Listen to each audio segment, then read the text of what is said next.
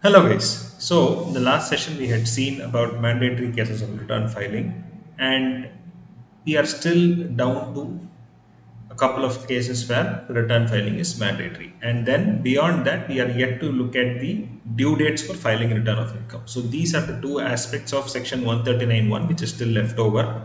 So let us start focusing on those areas. And once we complete our discussion on these two areas, then we can proceed to understanding the other sections of these particular provisions of assessment procedure. Further, I've also put up a chart where I will be able to give you a gist of all the mandatory cases of return filing. Now, let's get back to the topic on hand.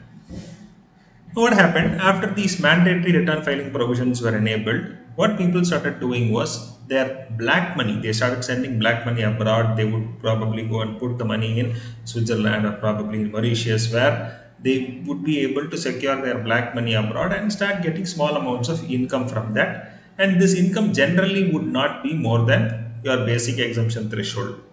Now the problem with these type of transaction was that black money was getting taken out of India without being offered to tax. So the government wanted to have some strict measures. Before ensuring policing on this particular aspect of money that was invested abroad without having a track in India, they wanted the assessee to take the onus. So they told that boss, listen, I will give you two clauses which you have to comply with. First of all, this provision that I am going to talk about will apply only to a resident other than RN or resident not ordinarily resident. So this provision applies to a resident other than not ordinarily resident. So they told that if you are a beneficial owner or a beneficiary, so what? The resident ordinarily resident, which is actually there is no term called as resident ordinarily resident, but to make it easy for us to understand, it is resident but other than not ordinarily resident. So there is a regular resident. So those who comply with provisions of section 6.1 and section 6.6, they do not comply with, sorry, they do comply with both the sections. So they do comply with both the sections. So they become both the conditions. So they become resident normally, ordinarily resident.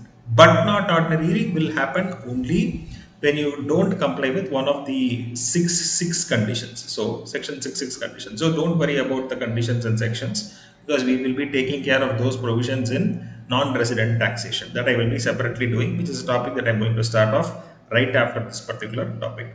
So now, so a resident other than a not ordinarily resident who is either a beneficial owner or a beneficiary, who's either a beneficial owner or a beneficiary. Okay, of what?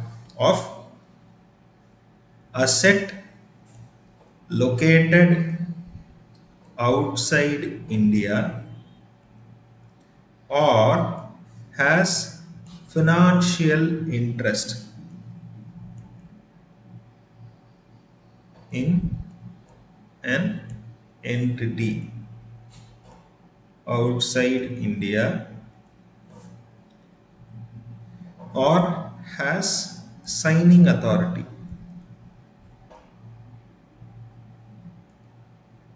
of an account outside India. So they told that return filing is mandatory for a resident who is not covered under the other cases. So when I talk about resident 6166, it is deemed to be understood that we are talking only about an individual here. So for question of company, AO, BBOI, HUF and all will never rise, especially company, because it's already mandatory by default. Now, so beneficial owner of an asset which is located outside of India or has financial interest in an entity outside of India or has signing authority of an account outside of India, or beneficiary of an asset located outside of India, okay, or of financial interest outside India.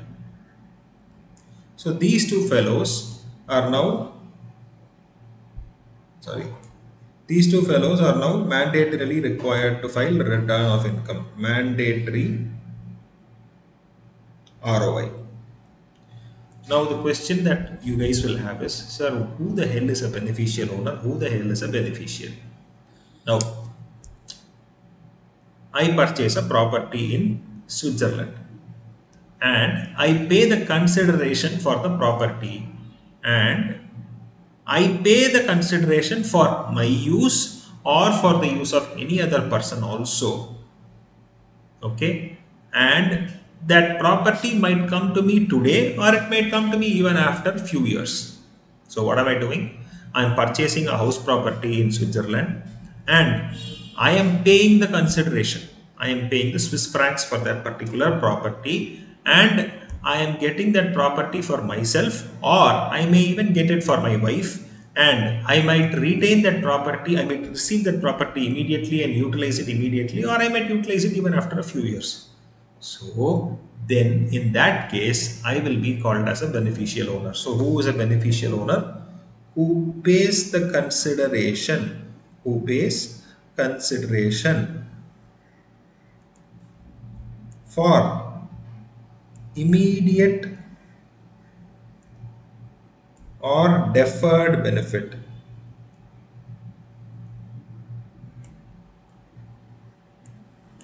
for self or for another person. So this is the provision with respect to beneficial owner. So who is a beneficial owner? This is a beneficial owner. What does he do? He pays consideration for immediate or deferred benefit for his own self or for any other person. Okay, and that benefit shall be immediately consumed or it can be consumed at a later point in time. So for a deferred benefit as well, if he pays the consideration, he is the beneficial owner. So long story short, whoever pays the money for the purpose of acquisition of the property or financial interest, he is going to be considered as the beneficial owner. Okay, now who is a beneficiary? Now the same Switzerland property, I put it in my wife's name. I have paid the consideration. I put it in my wife's name. I have let out the property in Switzerland for rent. And whatever rental income is generated, the income generated is in the name of my wife. In this case, where the consideration is paid by someone, whereas the benefit is derived by somebody else, then that somebody else who's deriving the benefit is called as the beneficiary. Okay, so who is a beneficiary? Who derives benefit from the property and who has not paid consideration. Okay, so beneficiary will generally not pay the consideration. However, the benefit from the asset will be taken by the beneficiary. Okay, so this is with respect to beneficiary. So now we know what is a beneficial owner, we know what is a beneficiary. What are the points that they are trying to address here? Point number one. I have acquired an asset outside of India by paying consideration for that asset, then I will be considered as a beneficial owner. I have purchased the asset, I have paid the consideration, but the asset is in the name of my wife. She receives the income from the asset, she is the beneficiary. Now, the provisions of section 139(1) specifies that where the beneficial owner has acquired a property outside of India and he has taxable income before 6A deductions or whatever, 54 exemptions is less than the maximum amount not chargeable to tax, he is still mandated to file return of income. So if this fellow is not covered under the other cases, he is still mandated to file the return of income. So the person who has procured, myself, if I procure Switzerland property and my taxable income is less than 2,50,000, still I will have to file the return of income. However, those who have done articleship in tax firms, they will be able to understand that when you file the return of income, there will be a drop down which will ask under what premise are you filing the return of income. Is it because you are a beneficial owner of an asset situated outside India? And if you say yes for that, then they will have a separate particulars which will ask for the details of the property located outside India. Okay, now what is the purpose of this particular provision? Now, try to understand the government wants to eradicate this property being sent abroad to ensure tax planning or tax evasion. That is the primary motive. Secondly, they don't want to immediately jump into investing resources for the purpose of identification of the assets abroad or money abroad. So they first want to ensure that the onus should be on the assessee. Therefore, they are asking for a self-declaration of property as well as income that is being earned from property located abroad.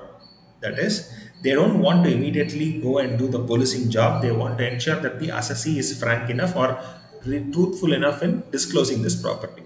Now, some of us might have the negative thought process. Sir, how will they know if I don't disclose? Your point is valid. Your point is very much valid. But if they find out, we are a gone case. Let me tell you why. What happened in the year 2015? Our Honorable Prime Minister Narendra Modi ji, what he did was he came out with one particular act. Okay, that is very famously known as the Black Money Act. Okay, so if you look at the name of the act is primarily called as black money undisclosed foreign income and assets, black money undisclosed foreign income and assets, and imposition of Tax Act 2015.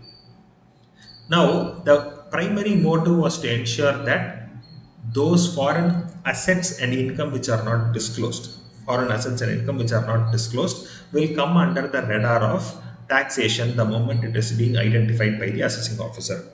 Now, this particular act is there only as paper 6C. It is not applicable for paper 7, so you don't have to worry about knowing all this. I'm just giving you what could be the outcome if you don't disclose this property. So, this act called as Black Money Undisclosed Foreign Income and Asset and Imposition of Tax Act 2015 is applicable only for paper 6C. Okay, so you don't have to worry about it. There, in case the assessing officer in the course of assessment proceedings he finds out that you have a property abroad and he sees that you have filed the income but you have not disclosed the asset. You filed the income, you filed the return, but you have not disclosed the asset. Then he can levy taxes up to the rate of, he can levy a penalty of 300% of taxes that are applicable on that property located abroad. Just think of the outcome. Assuming that I have a 10 crore property, he says that you have not disclosed, you have to pay tax on this. Then you'll have to pay tax and you'll have to pay 300 times the percent, 300% of tax as penalty. So 400% tax will be applicable. So if it is 30%, 30% you'll have to pay and 3 times of 30% you'll have to pay. So that is a headache there. And sir, I am even more smart. I will not even file the return of income. Then they straight away say, boss, you have not filed the income. We found out that you have property abroad. So please pay a penalty of 10 lakhs for not filing a return of income, 10 lakhs. And then they will go and find out what is the tax. On that, they will apply 300%. And not only that, they were even more generous to go ahead and tell prosecution proceedings are also possible under the Black Money Act, section 40, 42, 50, etc. there, where 50 talks about the prosecution proceedings where you can be imprisoned for a period from 6 months to 7 years.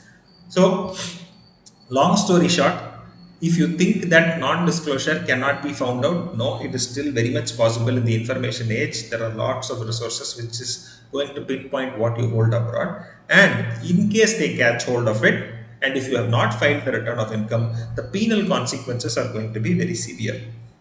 Okay, so that is why the department wanted to give the assessee themselves a chance to go ahead and disclose. Now, some of us might have this doubt.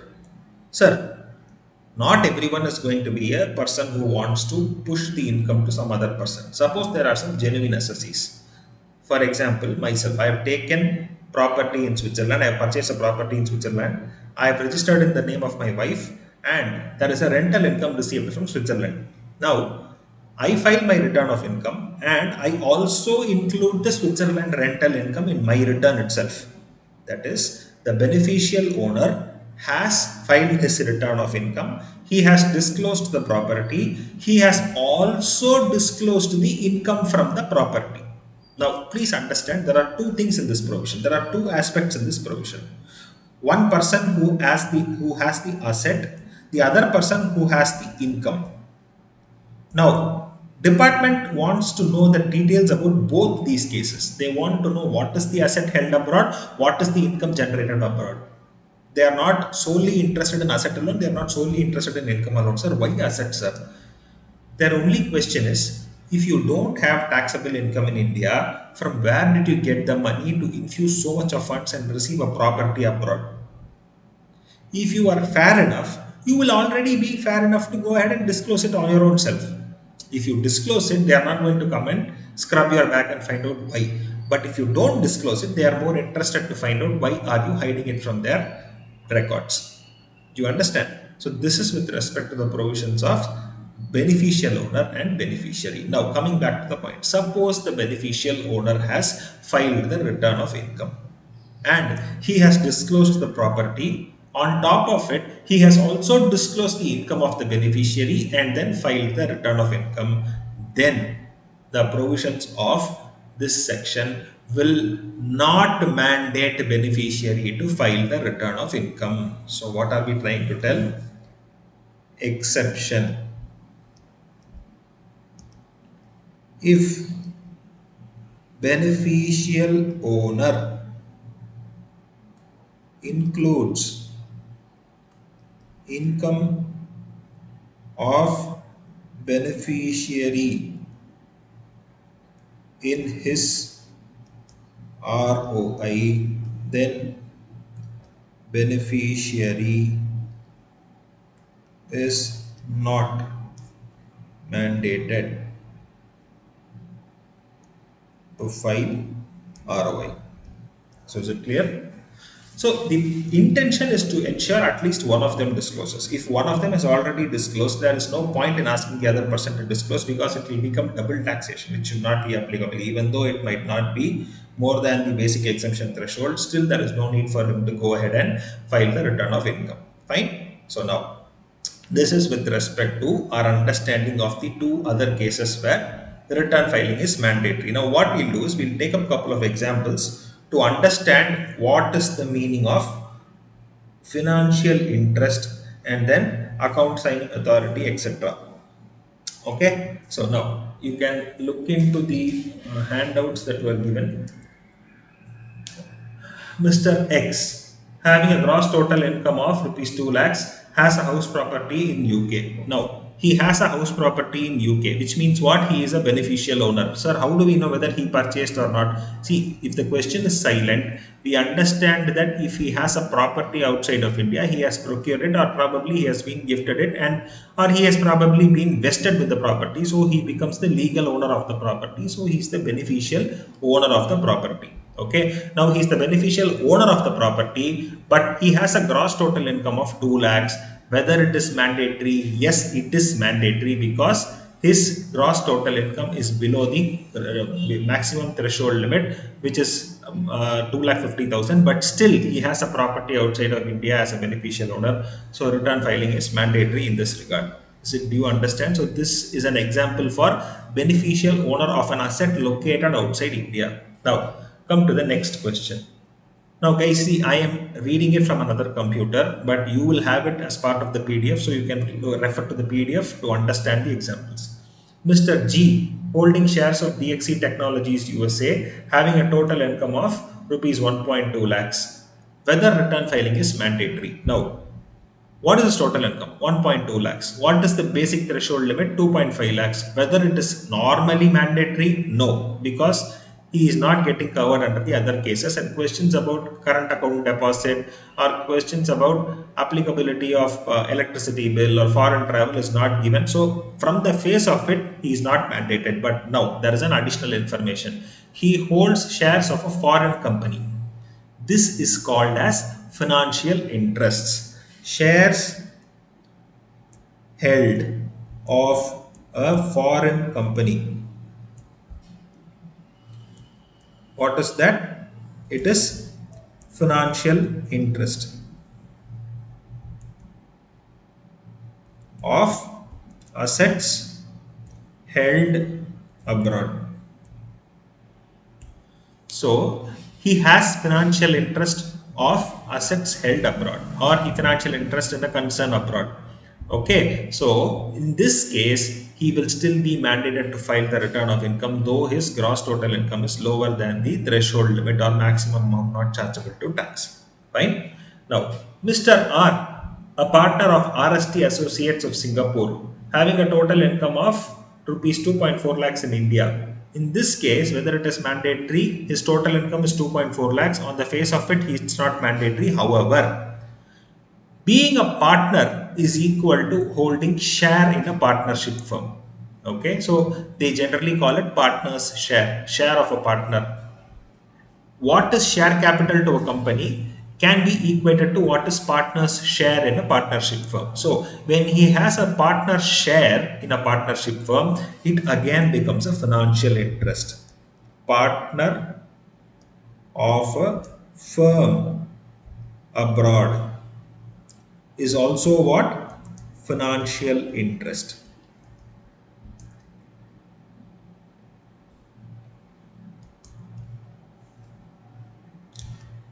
So financial interest can generally be on account of holding of shares of a company or being a partner of a partnership concern, in such cases where he becomes a financial interest owner.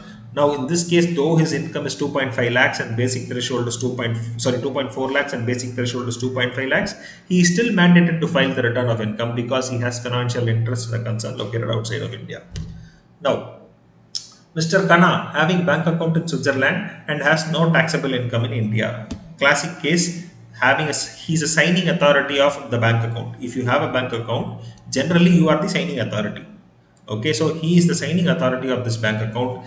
Therefore, he is mandated to file the return of income even though his total income is zero. So what he will do is when he files his return of income, he will have to declare that he is a beneficial owner of an asset located outside India. Hence, he is filing the return of income and he'll have to give details of all the assets that are located outside India. Now, and even this assets here is not restricted to assets such as property. That is why they have enhanced the definition to include financial interests in entity located outside India, financial interests in a partnership concern, or even bank accounts that are held outside India are to be disclosed. Now, next example, Mr. J purchased a house property in Nice, it's in France, and let the property on rent, and the rental income was received by Mrs. J. Okay, so Mr. J has purchased the property and Mrs. J receives the rental income. So, who is the beneficial owner? Beneficial owner in this example, beneficial owner is Mr. J. Why? Because has paid consideration for purchase of property. Paid consideration for purchase of property. Now, who is beneficiary? Who is beneficiary? Mrs. J. Why? Because income from property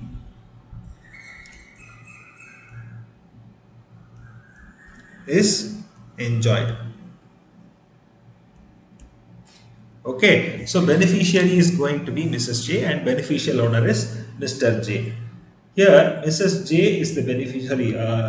So here, Mrs. J is the beneficiary and Mr. J is the beneficial owner. So both their incomes are less than 2.5 lakhs. So both their incomes are less than 2.5 lakhs. Now, who is mandated to file the return of income? So Mr. J will be mandated to file the return of income because he is beneficial owner of the property located abroad. Mrs. J is also mandated to file the return of income because she is a beneficiary of income from property located outside of India. However, if Mr. J files the return of income including the rental income of Mrs. J, then Mrs. J need not file the return of income. Let me repeat. Mr. J has to mandatorily file the return of income. Why? Because he is the beneficial owner of the property held in Nice. Now, suppose, and what happened? What about Mrs. J? Mrs. J is also supposed to file the return of income mandatorily because she has a rental income from the property located in Switzerland. For example, Mr. J has filed the return of income and he has also disclosed what is the rental income of Mrs. J in his own return. then Mrs. J need not file the return of income because she doesn't get covered under the other cases on the regular definition. Is it clear? So this is going to be the understanding that we are going to take from this provision. So what are the provisions that we have seen today so far? One, beneficial owner of a property located outside India. Two, beneficiary from a property located outside India. Both these persons should be residents other than not ordinarily residents. Now, when I talk about beneficial owner, it can be on account of property or financial interest of financial interest of a concern outside of India. When I talk about beneficiary, he will be the person who receives the income, and beneficial owner who pays the consideration for procurement of asset. Whoever pays money for buying the asset, beneficial owner. Whoever receives the income from the asset, beneficiary. Can beneficial owner and beneficiary be the same person? Very much. I purchase a property and then I receive the rent. I am both beneficial owner and beneficiary. However, I purchase the property, my wife receives the rent. I am the beneficial owner, wife is the beneficiary. Now, what they are trying to tell here in this provision is that if the beneficial owner is a resident other than not ordinary resident and he has a property outside of India, return filing is mandatory even though he may not be covered under any of the cases that we have discussed so far. Beneficiary, if he is not covered under any of the cases so far, however, he has income from property located outside of India, he is mandated to file the return of income. However, if the beneficial owner has filed the return of income, he has disclosed the income of the beneficiary, then beneficiary need not file the return of income. Mandate will not apply there. Okay, so this is what we have seen so far. We have now understood cases, all the cases where return filing is mandatory. So we have understood what? All the cases where return filing is mandatory. Let's quickly do a revision. So mandatory filing of return of income. So when is it up to who all is it applicable? Companies always mandatory. Even if you form it 1 day before the year end or 2 days before the year end or 1 month before the year end, you will have to start filing the return of income instantly. Firm, again, same as companies. So you will definitely have to file the return of income. Now, why is this disparity between your firm, company and other cases? Just try to understand, because firms and companies have a standard tax rate. They do not enjoy this benefit of slab rates. They don't enjoy this benefit of slab rates. So if that is the case, you cannot allow any sort of option to them towards filing return of income. Even 1 rupee is earned, they have to pay tax of 25% or 30% or whatever be. So that is why they are mandating companies and partnership firms to file return of income without giving them any sort of relaxation. Now, other cases, there are lots of bifurcation. First point in other cases, gross total income, that is total income before 6 deductions and before 54, 54B, 54D, 54EC, 54F, 54G, GA, GB is more than maximum amount not chargeable to tax. It is more than maximum amount not chargeable to tax. MANCT means maximum amount not chargeable to tax. Then they are mandated to file the return of income.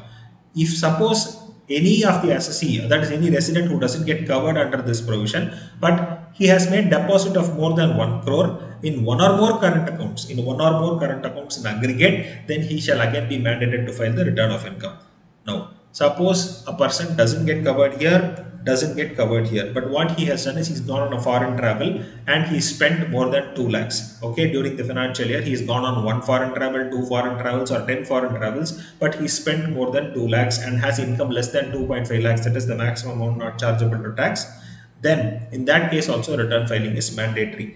Okay, now next case. I have income which is lower than this level. I don't make anything here. I don't make anything here. But I have ended up paying electricity bill of more than 1 lakh in that particular year. In that case, again, return filing is mandatory. Okay. Now, please try to understand.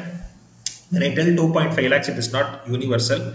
Some cases it might be 3 lakhs for senior citizens. For super senior citizens, it is 5 lakhs. I am just basically referring to the basic exemption limit. So when I talk about basic exemption limit, it obviously means 2.5/3/5. So you will have to take it accordingly. Don't go blindly based on the fact that I am just using the word 2.5. So that's why sometimes I use 2.5, or majority I try to keep it as maximum amount not chargeable to tax. Now, then We have seen two cases today. So, resident other than not ordinary resident who is a beneficial owner of a property or financial interest located outside of India, or a signing authority of a bank account outside of India, or beneficiary who receives income from an asset located outside India or from a financial interest located outside of India, then return filing is mandatory. However, if the beneficial owner has already included the income of the beneficiary in his return, then the beneficiary need not file the return of income. Fine. So this is the overall situation with respect to the mandatory filing of return of income. So I brought it into a chart form. I know there are thousands of charts for this, but just to make sure that we summarize whatever we have done so far, I ensured that we put a chart like this. Okay, fine. Now let's move on.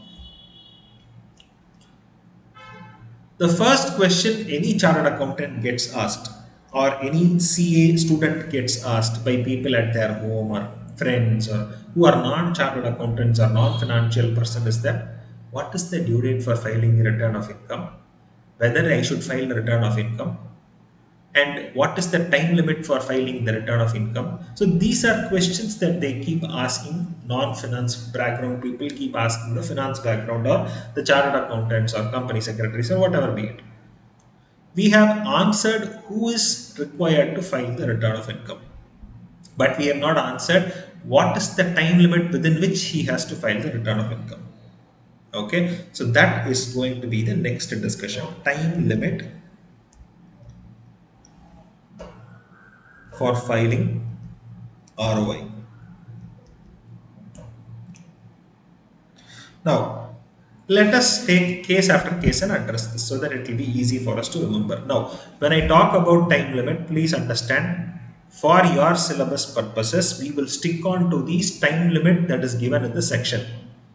Though there may be extensions given by CBDT from time to time, do not be bothered by that. Do not be bothered by that. Those are not amendments applicable for you. Those are amendments applicable for actual assessees themselves. Okay. For example, for the assessment year 21-22, assessment year 21-22 or financial year 2021, time limit to file the return extended up to 15th of March 2022. Okay, so don't get carried away by that. Don't show your practical prowess in the examination. You should stick on to the fact that they want to know only the provisions of law, not the latest amendment that has happened. They are not bothered about the latest amendment because these are all only procedural amendments which are not required for your examination. Fine. So we will stick on to whatever is the due date that is given in the provisions of law. Fine. Now let's get started. So case 1. What is this case 1? Assessee to whom TP provisions apply.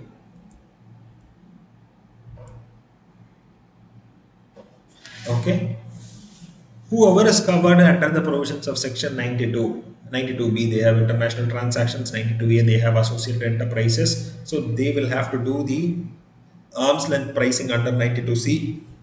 They'll have to furnish a CA report in 92E, which is called as Form 3CEB. Form 3CEB has to be submitted. Since they have to submit Form 3CEB, they are given additional time limit for the purpose of, they are given the maximum time limit for the purpose of filing a return of income. So these fellows are given the maximum time limit. So what is the time limit given for these fellows? 30th of November from the 30th of November of the assessment year. So assuming that you are in assessment year 22-23, due date for a company which, or a partnership firm where transfer pricing provisions are applicable, will be 30th of November 2022. Clear? Sorry, 2023. The 2022 only. For assessment year 22-23, for assessment year 22-23, the due date will be 30th of November 2022. Fine. So these are for assessees where provisions of transfer pricing are applicable. Then case 2. Assessees to whom audit under section 44AB applies. or in other terms, tax audit cases, cases where tax audit applies, or audit under any other law for that matter. For example, cooperative societies or any sort of bodies where tax is also audit is applicable for them under their local statute. They are also given a separate time limit because a separate type of audit is required. Therefore they are given the cushion of additional time limit. So what is the time limit given? 31st October of the assessment year. So for assessment year 22-23, it will be what? 31/10/2022. So 31st October will be the due date for filing the return of income. Now, let us try to understand who will get covered in the second case. First case we already know. First case we already know, to whoever transfer pricing applies, this is the due date. Now, second case, let us try to understand who all will get clubbed here. Companies. Suppose there is a company which deals only with domestic transactions. They don't have any international transaction, or if they have international transactions, zero related party transactions. Then these companies will have due date as 31st of October 2022. Fine. Then audit person under section 44AB or any other audit. Sir, can we talk about statutory audit? You don't have to talk about it because we've already covered companies here. Companies are already covered. We are talking about cases other than companies. Therefore, audit person under section 44AB or any other statute based audit. So if you are subject to audit under any other statute, then you will be covered here for the purpose of 31st of October deadline. Now, third cases. Partner of a firm where firm is subject to audit.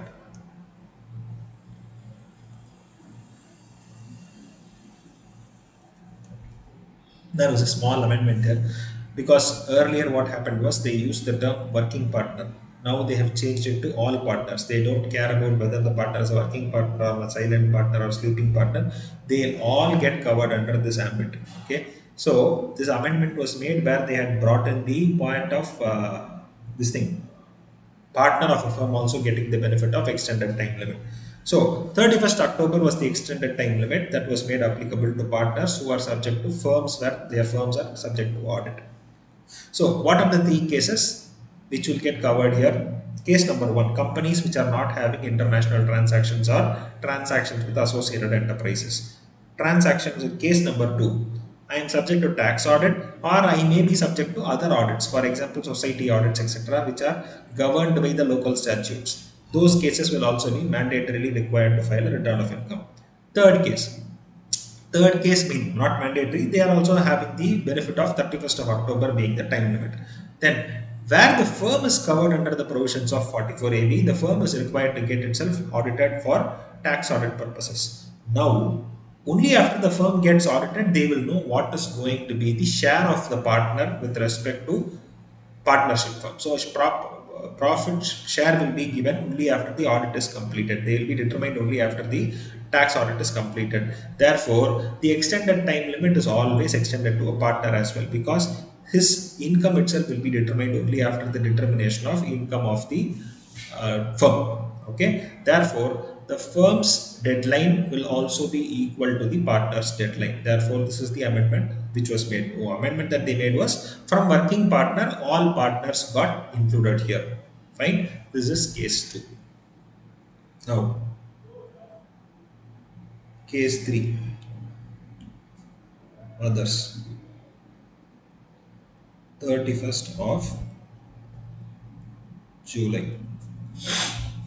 Okay. Now,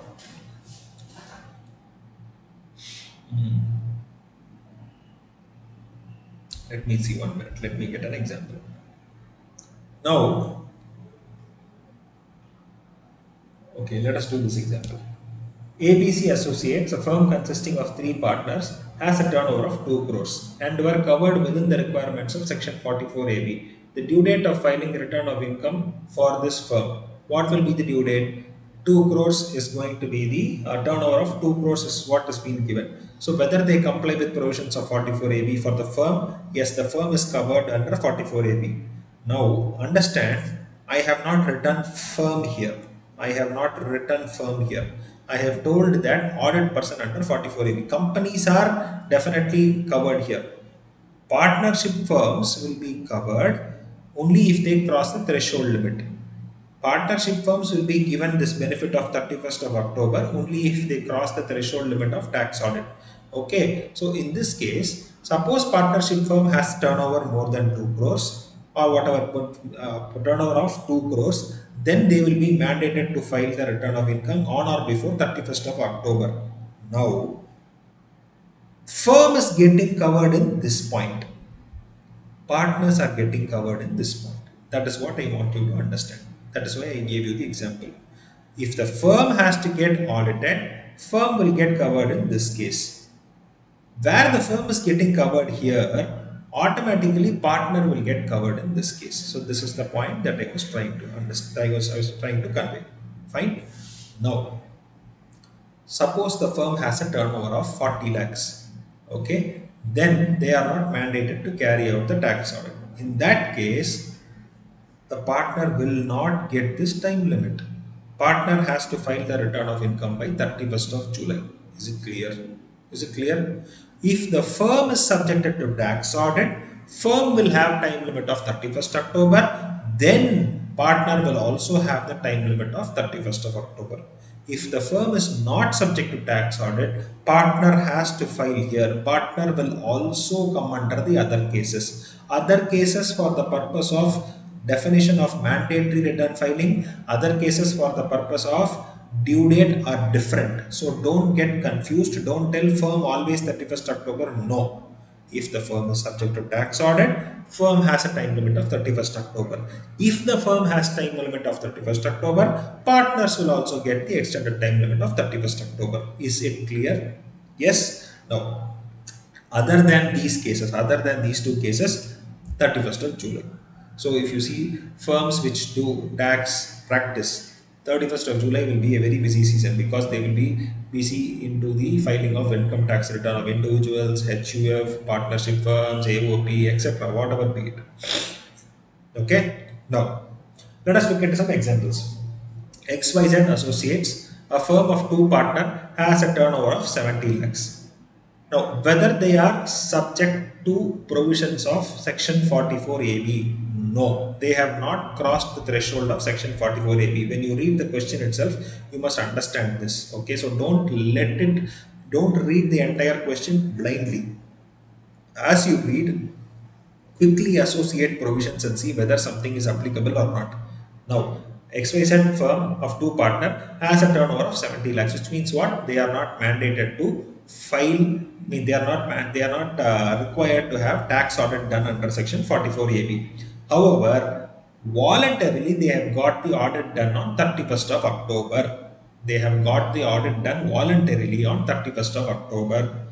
But the question that I have for you now is whether they can file the return of income on 31st of October. So what have they done? They have a turnover of 70 lakhs. Okay. They have gone ahead and done the tax audit voluntarily. They have done the tax audit voluntarily. Now, whether the time limit of 31st of October will be applicable to the partners or not, the answer is no. Why? Provisions of section 139(1) says required to be audited. Required to be audited. What is the meaning of required to be audited? Those who are mandated to be audited, those who are covered under the provisions of audit, they have to get audited, so time limit is extended. Now, this firm is not mandated to get audited. They are not required to get audited. But they voluntarily went ahead and got the audit done. Will they have time limit? No. Still, the partner's time limit will be 31st of July 2022. They cannot extend it up to 31st of October. The term used is required. Required means you are covered under the provisions of audit. You should be covered under the provisions of audit. Are you covered? No. Sir, I have done the audit. That is your own headache. You went and did it. That is up to you. Okay, you cannot expect benefits to be given just because you did an audit. If the audit was mandatory, then the benefit of extension will be given. Since you have done it out of your own course, there is no benefit that will be extended with respect to time limit. Still, the time limit will be 31st of July. Is it clear? Now, let's take up the next example. Okay, I think we broadly have all the examples done. So there was one provision, there was one amendment that was done here with respect to the partnership firm and wife of a partner, etc. So generally, this will not be tested. This provision which we are going to discuss now will not be tested. However, the institute material has specified this point, so we are discussing it right now. See, this pre-independence era or during the freedom struggle, etc., there were certain colonies, Indian colonies, which were under the influence of Portuguese, which were under the Portugal influence. So places like Daman and Diu, Daman and Diu, Dadra and Nagar Haveli. So these places were under the influence of the Portugal colonies. Now, under the Portugal colonies, there was something called as Portugal Civil Code, Portuguese Civil Code, 1960. There was a Portuguese Civil Code, 1960. Now, in this Portuguese Civil Code, 1960, there is a section 5A. So, what is the section trying to tell? Whatever is the asset that is held by any spouse, any husband, half of it will belong to him, half of it will belong to his wife. If there is any asset, half of the asset belongs to the husband, half of the asset belongs to the wife. Husband has gone and spent 1 crore to purchase an asset. All the moment he purchases the asset, 50% of the asset belongs to him, 50% belongs to the wife. Likewise, he has sold the property and he has generated 10 crores. Instantly 5 crores will go to the husband, 5 crores will go to the wife.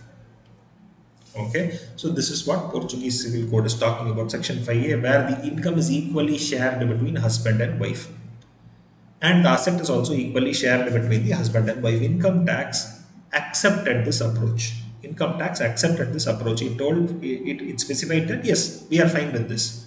Okay, we are completely fine with this. However, we will not accept it with respect to the salary income. He will not accept it with respect to the salary income. So, what is the meaning of that? Salary income, relevant assessee, taxed.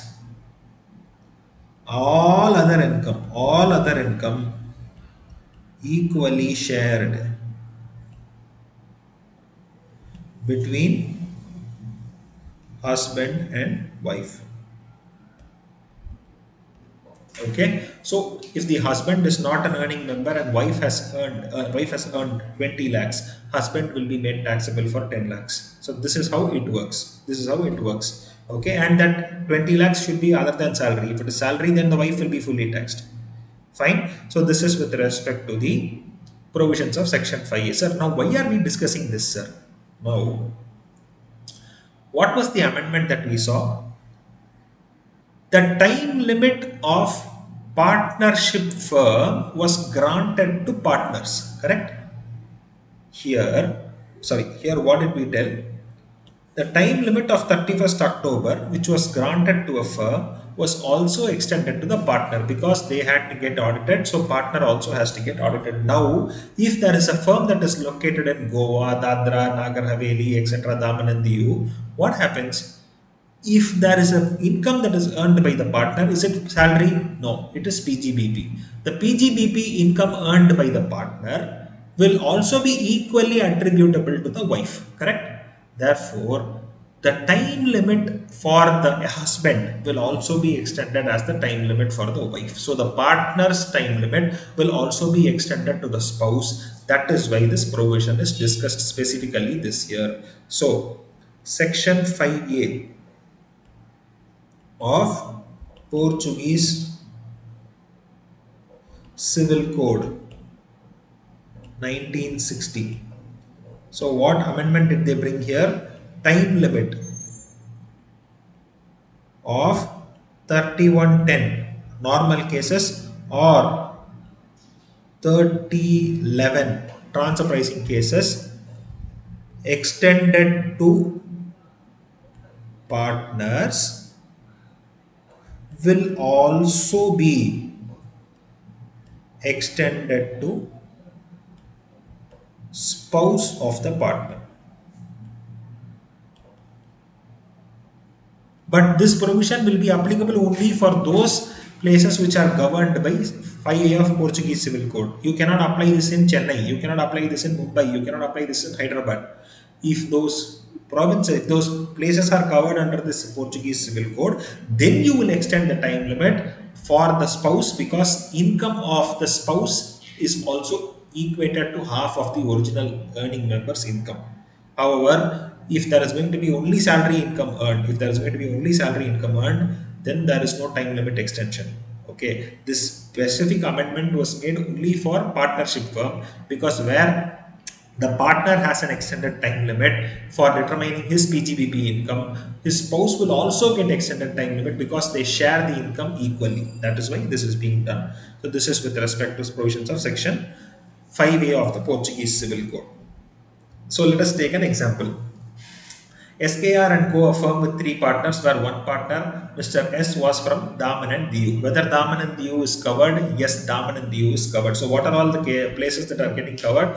Goa, Dadra and Nagar Haveli, and then Daman and Diu. These are the three places that are getting covered. Okay, but I don't think they will test you. But since it is given in the study material, I thought I'll just cover it up for you as well. Okay, now the firm was covered under TP provision, so the due date of the firm was 3011. Specify the due date for the purpose of Mr. S and Mrs. S. Now, for Mr. S, what have we understood? If the partner is covered to a firm where the firm has got the time limit extended up to 3011, partner will also get time limit up to 3011. Please understand. What did we see here? These three cases that we saw here. Suppose firm is covered under TP, partner will also be covered here, and he will also have time limit up to 3011. Fine. If firm is covered under TP provisions, then the partner will also get covered under the time limit of 3011. Okay. If the firm is not covered under TP provisions but is covered under tax audit, then the firm will get time limit of 3110. If the firm gets time up to 3110, partner will also get time up to 3110. If firm gets time up to 3011, partner will also get time up to 3011. If partners are covered under Portuguese Civil Code, partner will also get time up to 3110 or 3011, and his wife will also get time up to 3010, 3110 and 3011, or her husband will also get time up to 3111 and 3011 and 3110. Is it clear? So this is the provision with respect to the time limit for filing return of income. But from time to time, if you see, due to practical difficulties or hardships, generally CPDT will come out with the extension of time limit for filing return of income. So let's quickly summarize and find out what all you understood today. The first segment, we understood the meaning of beneficial owner and beneficiary, and the beneficial owner is the person who pays the consideration for the purpose of acquisition of a property. Beneficiary is the one who receives the benefit from the asset situated outside of India. This beneficial owner beneficiary is from an asset located outside India perspective, not from an asset located in India perspective. Okay, and this provision applies to whom? Resident other than not ordinary resident. And if the beneficial owner files the return of income disclosing the income and the asset, beneficiary need not file the return of income. Again, these two provisions are applicable when there is no income that is being generated, or income is less than the basic threshold limit for the resident other than not ordinary resident. Okay, then we jumped on to the due dates. Where transfer pricing provisions are applicable, the due date of filing return of income is 30th November and of the relevant assessment year. And in case of In other in case 2 we saw was with respect to companies where no transfer pricing provisions are applicable, and then assessees who are subject to tax audit provisions or any other audit provisions, and then partner of a firm where firm is subject to tax audit, then the due date is going to be 31st of October. The due date is going to be 31st of October. However, if firm is subject to transfer pricing provisions, partner will also get the time limit of 30th of November. Now, cases which are not covered in case 1 and case 2, individual, HUF, AOP, BOI, okay, firms which do not cross the threshold limit of partnership, threshold limit of tax audit will be covered as the date for 31st of July. So 31st of July will be the due date for filing return of income.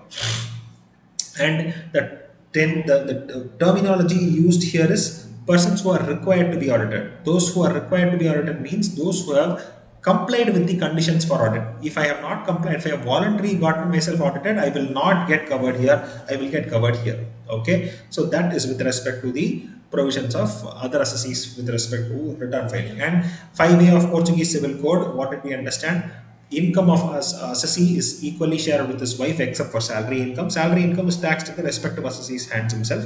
And this extension of due date, whenever it is given to a partner because of the firm's transfer pricing provision or tax audit provision, the spouse of the partner will also get the extended time limit. The spouse of the partner will also get the extended time limit. With this, we have completed provisions of section 139.1, the starting section. Okay, lectures will be slightly cumbersome and extensive so that you get to understand nook and corner of the provisions that we discussed. Section 139 1A and 1B, they are no more relevant. 139 1A was with respect to filing of return with the employer, that is no longer active now. 1B with respect to electronic media filing with CD, floppy diskette, which are now sitting only in museums, which are no longer relevant to provisions for us. You will straight away jump to section 139 1C, where there are certain exemptions granted from the filing of return of income. Then we will jump on to loss return and belated return in the next lecture. Okay, thank you guys.